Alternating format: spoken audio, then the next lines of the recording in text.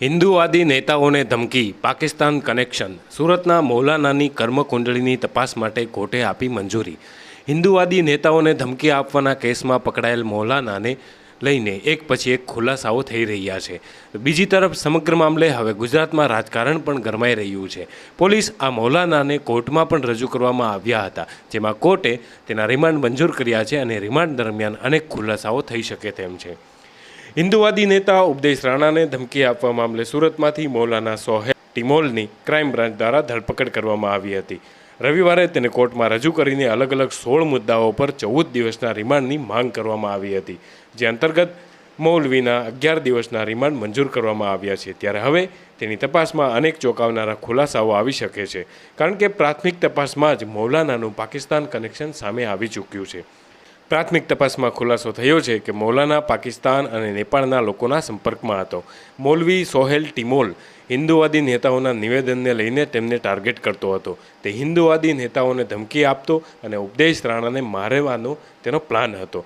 ઉપદેશ રાણાને મારવા મૌલાનાએ પાકિસ્તાનના હેન્ડલરને 1 કરોડ રૂપિયાની સોપારી પણ આપી હતી. તપાસમાં ખુલાસો થયો છે કે મૌલાના પાકિસ્તાનથી બંદૂક મંગાવવાનો હતો, તો પાકિસ્તાનના હેન્ડલર સાથે વાત કરવા માટે લૂડો ગેમના કોડવર્ડના આધારે ચેટિંગ કરતા હોવાનો પણ ઘટસ્ફોટ થયો છે. મૌલાનાની પાકિસ્તાનના હેન્ડલર સાથેની ચેટ પણ સામે આવી છે. ત્યારે તેની ધરપકડ મામલે ગુજરાતનું રાજકારણ પણ હવે ગરમાઈ ચૂક્યું છે.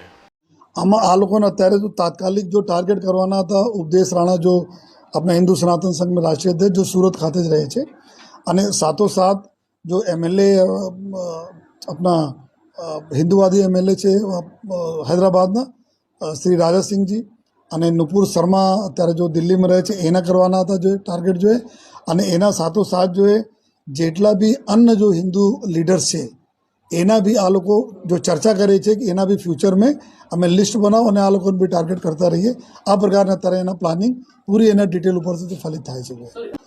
એના ધ્યાનમાં રાખીને અત્યારે લોકસભાની ચૂંટણી બી છે, ત્યારે આ કોઈ બીજા પ્લાનિંગ આ લોકો જો કોઈ રાજકીય નેતાઓ માટે હતા કે નહીં, એના બારેમાં અત્યારે મેં પૂછપરછ ચાલુ છે, અને આ દિશામાં બી અમારી ટીમો જો કામ કરી રહી છે. જલ્દી એના પૂરા સોશિયલ મીડિયા અને વોટ્સએપ જો ગ્રુપ હતા, આ નંબર જો એના અહીંયા નંબર વાપરતા હતા, જો વોટ્સએપ બિઝનેસ એટલે વર્ચ્યુઅલ નંબર ઉપર, એના સાથે જો પાકિસ્તાનના નંબરો અમારી પાસે છે, નેપાળના નંબરો છે. જો આ તો 2 એવા નંબર જો કન્ટિન્યુઅસ એના સાથે ફોટો શેરિંગ કરવાના, ટાર્ગેટના ડિટેલ શેરિંગ કરવાના, ફોટો મોકલવાના, અને અલગ અલગ ચીજો લખવાના કે રેસ્ટ ઇન હેલ, આ પ્રકારના એના ફોટો સાથે જો ક્રોસ મારીને આ બધા એના સાથે કરે. તો એના સિવાય બી ઘણા બધા જો બીજા નંબરો છે, વિયેતનામ, ઇન્ડોનેશિયા, કઝાકિસ્તાન, આ પ્રકારના બી નંબરો છે. પરંતુ અત્યારે મેક્સિમમ જો એના ચેટિંગ થઈ છે પાકિસ્તાન અને નેપાળના નંબરો ઉપર.